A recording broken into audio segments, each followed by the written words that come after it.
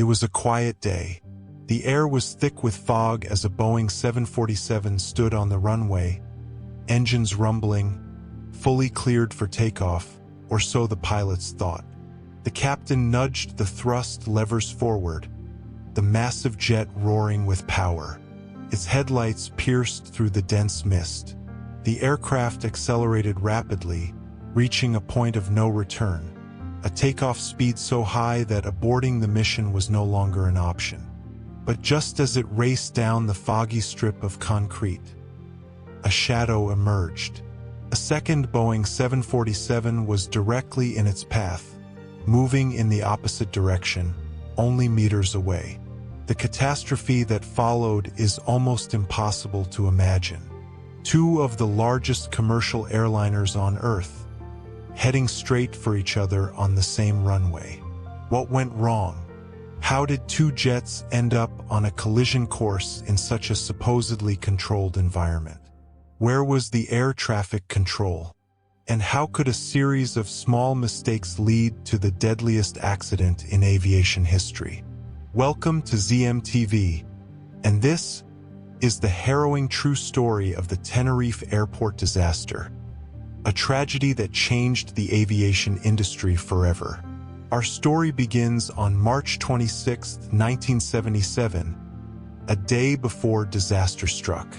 Pan Am Flight 1736, a Boeing 747 jumbo jet, took off from Los Angeles International Airport. Its next stop was New York's JFK Airport, where it picked up additional passengers before embarking on the final leg of its journey, the sun-soaked Canary Islands, specifically the city of Las Palmas. This was a chartered flight, packed to capacity. Most passengers were elderly American tourists heading to Las Palmas to board a luxury cruise ship. Las Palmas is the capital of Gran Canaria, one of Spain's southernmost territories, situated about 100 kilometers off the coast of Morocco. The Canary Islands are famous for their tropical weather and idyllic beaches. But in 1977, a political storm was brewing beneath their beauty. A separatist group, MPAYAC, was demanding independence from Spain. They weren't just using peaceful protests. Violence was part of their strategy. And it was this political unrest that unknowingly set in motion the chain of events leading to aviation's worst disaster. While Pan Am Flight 1736 cruised peacefully over the Atlantic, another jumbo jet prepared for takeoff in Amsterdam. This was KLM Flight 4805, also a Boeing 747, heading to the exact same destination, Las Palmas. In its cockpit were three seasoned professionals: Captain Jacob Van Zanten, a respected 50-year-old veteran, First Officer Klaus Mers, and Flight Engineer Willem Schroeder. On board were 235 passengers and 14 crew members. Meanwhile, trouble was unfolding in Las Palmas. Two men, believed to be members of MPAYAC, walked into the airport terminal. Without raising suspicion, they left a bag outside a flower shop and disappeared into the crowd. Inside the bag, a bomb with a countdown timer. At 1 p.m., the airport received a chilling phone call. A man, claiming to be from MPAYAC, warned authorities that a bomb would explode in 15 minutes. Panic swept across the terminal. Authorities rushed to evacuate the airport. Exactly 15 minutes later, a massive explosion rocked the terminal. Part of the roof collapsed. Thankfully, because of the swift evacuation, casualties were minimal. But the damage was done. Las Palmas Airport was shut down indefinitely. All incoming flights, including KLM and Pan Am, were diverted to a smaller nearby airport, Los Rodeos, on the island of Tenerife. Los Rodeos Airport, now known as Tenerife North, was not designed to handle large-scale traffic, especially not multiple Boeing 747s. It's located in a mountainous region, 2,000 feet above sea level, surrounded by hills that funnel ocean moisture into thick, fast-forming fog. The weather there can change in seconds, and on this day it would. KLM Flight 4805 was the first to land at Tenerife at 1:38 p.m. after an extra 25-minute flight from Las Palmas. Pan Am Flight 1736, also heading toward Las Palmas, was rerouted shortly afterward and arrived at Tenerife soon after. Suddenly, this small airport, with just one runway, one taxiway, and a limited apron space, was overcrowded with aircraft. With no room to maneuver, KLM had to park on the taxiway itself, blocking Pan Am from reaching the runway. To avoid delays at Las Palmas later, the KLM crew decided to refuel at Tenerife, a move that would add over 35,000 gallons of jet fuel to an already full aircraft. While KLM refueled, Pan Am passengers disembarked to stretch and relax. As news arrived that Las Palmas Airport was reopening, both flights prepared for departure.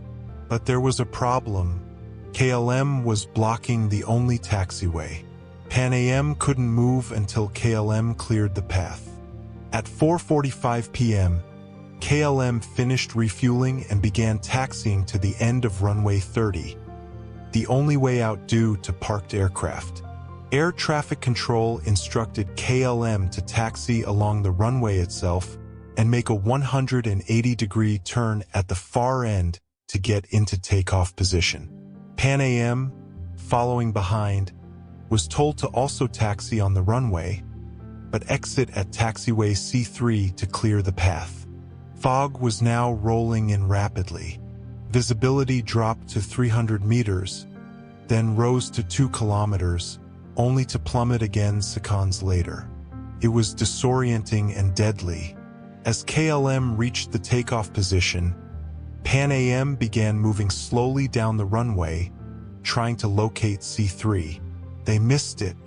There were no clear signs, and C3's awkward angle made it look like a turn back toward the terminal. The pilots passed it by. Then, the KLM captain asked for takeoff clearance. The tower replied with route instructions, but never explicitly cleared him for takeoff.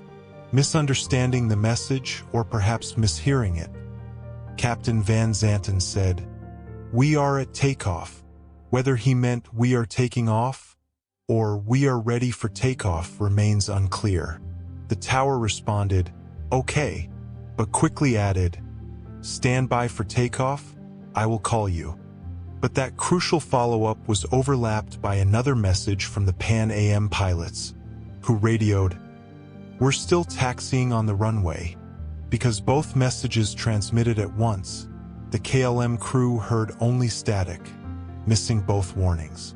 Despite a flight engineer's last-second concern that Pan Am might still be on the runway, Captain Van Zanten, either under pressure or mistaken belief, replied, "Oh yes," and pushed the throttles forward. KLM's massive aircraft accelerated into the fog, unaware of what lay ahead. Pan Am's pilots, still on the runway, suddenly saw 2 blazing lights emerge from the mist. At first, they thought it was a stationary plane. Then, horror struck. It was moving, fast. They screamed to turn the aircraft, but it was too late. KLM's right side engines tore through the upper deck and first-class section of Pan Am's jet. A massive explosion ripped through the fuselage as jet fuel ignited. The KLM aircraft lifted slightly into the air, then crashed 150 meters down the runway, bursting into a towering inferno. Every single one of the 248 people aboard KLM Flight 4805 was killed. On Pan Am Flight 1736, 335 lives were lost, many in seconds. Some passengers managed to escape through holes in the fuselage or by leaping 20 feet to the tarmac. Only 61 people survived. Rescue was delayed. The tower didn't even know an accident had occurred. until another plane saw flames rising through the fog. Emergency vehicles struggled to reach the crash site through the mist. The final death toll: 583 lives lost in less than a minute. Investigators reviewed both cockpit voice recorders. The truth was a chilling chain of miscommunication, environmental hazards, and human error. The root cause? KLM's captain initiated takeoff without explicit clearance, despite the flight engineer's hesitation. Other factors included the bomb threat that diverted planes, KLM's refueling that blocked the taxiway, poor visibility, ambiguous communication from air traffic control, a lack of radar and proper runway signage. The Tenerife disaster became a wake-up call for the entire aviation world. It led to critical changes in protocol, a standardized phraseology in cockpit communication, a mandatory radar systems at major airports, clear runway markings and holding points, a reinforced cockpit crew resource management, ensuring that junior crew could question captain decisions. Today, Tenerife has 2 airports, the original North Airport and a newer, safer South Airport built at a lower elevation to avoid dangerous fog. This tragic accident was a dark chapter, but it sparked reforms that have made flying safer for all of us.